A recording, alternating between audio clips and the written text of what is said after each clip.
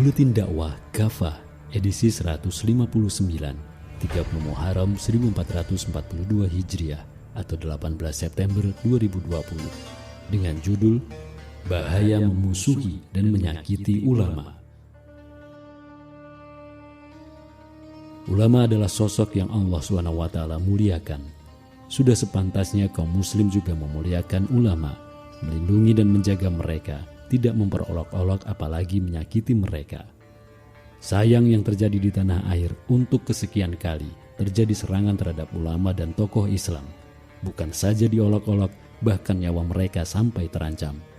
Sebagian dari mereka ada yang dianiaya di rumah, di masjid, bahkan kini di tempat terbuka di tengah panggung dakwah. Sebagian luka-luka, sebagian lagi bahkan dianiaya hingga wafat. Keadaan ini menggambarkan bahwa para ulama dan tokoh Islam belum bebas dari ancaman. Kemuliaan ulama. Maraknya ancaman terhadap para ulama dan tokoh Islam adalah sebuah ironi. Pasalnya kita hidup di negeri yang berpenduduk mayoritas muslim. Setiap hari kita juga mendengar semakin banyak orang yang berani mengolok-olok ulama dan tokoh-tokoh Islam. Pelecehan tersebut terutama ditujukan kepada para ulama dan tokoh Islam yang giat melaksanakan amar ma'ruf nahi mungkar. Misalnya baru-baru ini, seorang elit parpol menghina keberadaan MUI dengan menyebut lembaga ulama itu selevel dengan LSM. Bahkan ada kalimat yang bertendensi menyamakan ulama dengan binatang. Mulut-mulut kotor mereka terhadap para ulama jauh berbeda dengan predikat yang Allah SWT berikan. Ulama dalam timbangan agama adalah sosok yang istimewa. Pertama, karena para ulama dinaikkan derajatnya oleh Allah SWT beberapa tingkat di atas manusia lain. Dalam Quran surat Mujadilah ayat 11, Allah SWT berfirman, وَإِلَى انشُزُوا فَانشُزُوا يَرْفَعِ اللَّهُ الَّذِينَ آمَنُوا مِنكُمْ وَالَّذِينَ أُوتُوا الْعِلْمَ دَرَجَاتٍ وَاللَّهُ بِمَا تَعْمَلُونَ خَبِيرٌ. Yang artinya, Allah meninggikan orang-orang yang beriman dan orang-orang yang diberi ilmu di antara kalian beberapa derajat. Allah Maha mengetahui apa yang kalian kerjakan. Tidak ada manusia yang diberi kebaikan oleh Allah SWT melainkan para ulama. Sabda Nabi SAW, siapa saja yang Allah kehendaki untuk mendapatkan kebaikan, dia akan menjadikan dirinya faqih dalam agama. Hadis riwayat muttafaqun alaih. Nabi SAW menyebutkan ketinggian derajat para ulama di dunia ini dibandingkan dengan segenap manusia. Dalam riwayat lain, Nabi SAW menyebutkan ketinggian derajat para ulama di dunia ini dibandingkan dengan segenap manusia. Permisalan ulama di muka bumi seperti bintang yang ada di langit. Bintang dapat memberi petunjuk kepada orang yang berada di gelap malam, di daratan maupun di lautan. Jika bintang tak muncul, manusia tak mendapatkan petunjuk.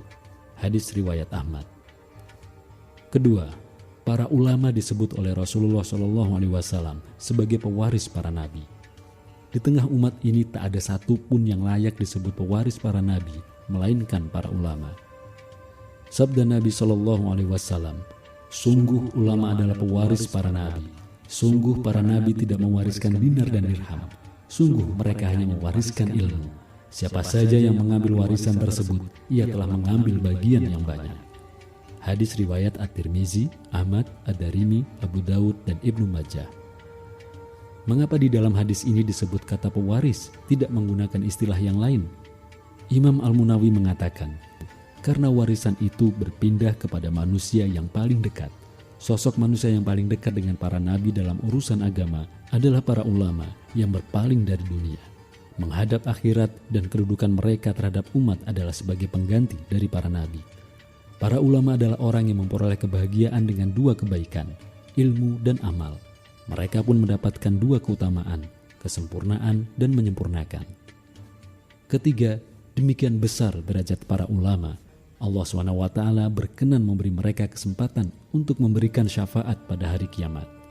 Sabda Nabi SAW, akan memberi syafaat kepada hari kiamat tiga golongan, para nabi, ulama, lalu para syuhada. Hadis riwayat Ibnu Majah.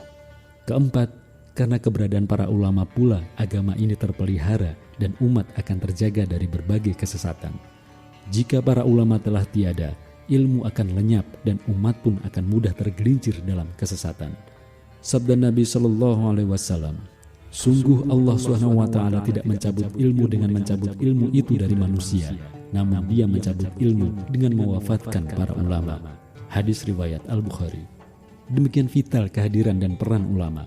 Kematian mereka adalah musibah berat bagi umat. Berpulangnya mereka tidak bisa digantikan dengan mudah, bahkan oleh ribuan ahli ibadah sekalipun. Dalam Muqaddimah Kifayah Al-Ahyar dituliskan perkataan Umar bin Khattab radhiyallahu an. Kematian 1000 ahli ibadah yang senantiasa bangun malam untuk sholat dan berpuasa pada siang hari lebih ringan dari kematian satu orang alim yang mengetahui apa yang Allah halalkan dan apa yang diharamkan. Inilah derajat agung yang hanya dimiliki para ulama.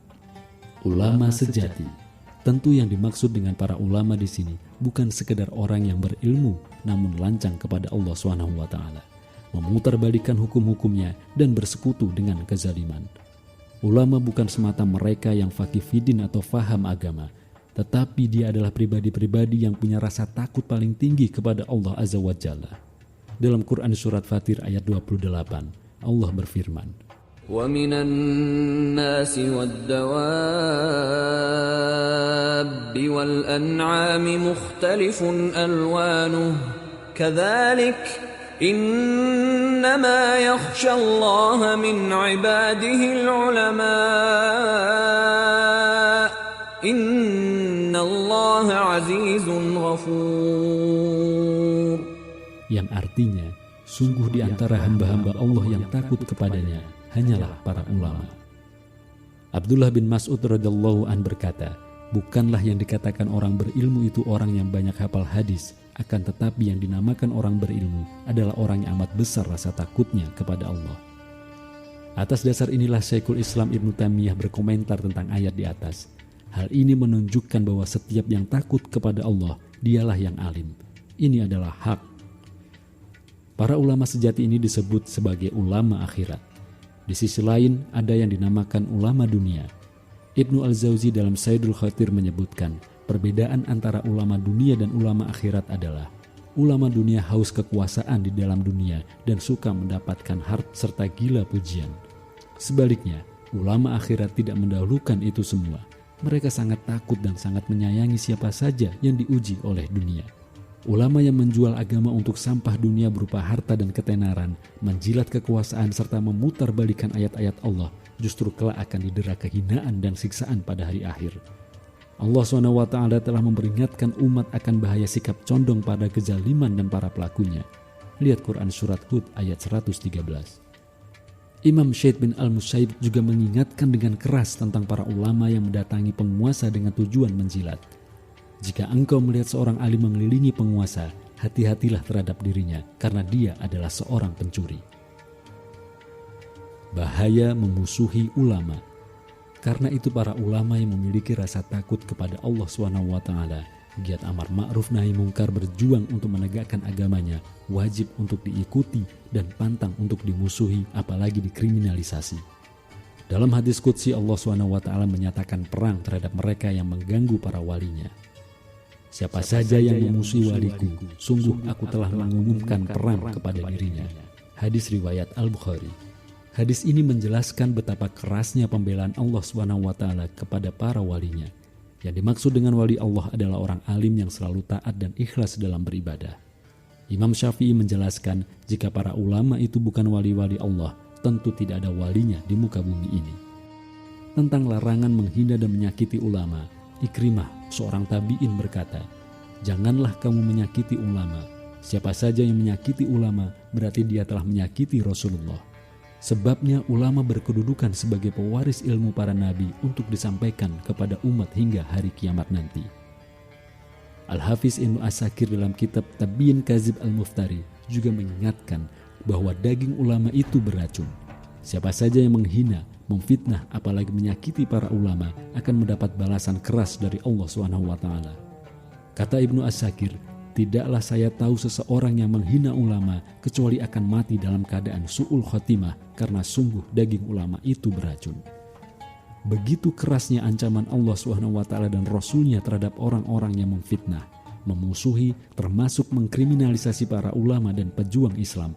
apalagi jika tindakan mereka disertai dengan pelecehan dan penistaan terhadap ajaran Islam, seperti menangkapi mereka yang mendakwahkan seruan penegakan syariah dan khilafah Islam, bahkan menyamakan ajaran kekhilafahan dengan ajaran komunis. Alhasil, sudah sepatutnya kaum muslim bersatu membela para ulama dan tokoh-tokoh Islam yang mukhlis dan tegar menegakkan kalimatullah. Umat wajib melindungi dan membela mereka, tidak memandang apa ormas dan kelompoknya. Selama ia istiqomah dan ikhlas memperjuangkan agama Allah, sudah menjadi tanggung jawab umat untuk membela dan melindungi mereka. Hikmah, Allah SWT berfirman, وَالَّذِينَ يُؤْذُونَ الْمُؤْمِنِينَ وَالْمُؤْمِنَاتِ بِغَيْرِ مَا اكْتَسَبُوا فَقَدِ احْتَمَلُوا بُهْتَانًا وَإِثْمًا مُبِينًا. Yang artinya, orang-orang yang menyakiti kaum mukmin dan mukminat tanpa kesalahan yang mereka perbuat, sungguh mereka telah memikul kebohongan dan dosa yang nyata. Quran Surat Al-Ahzab ayat 58.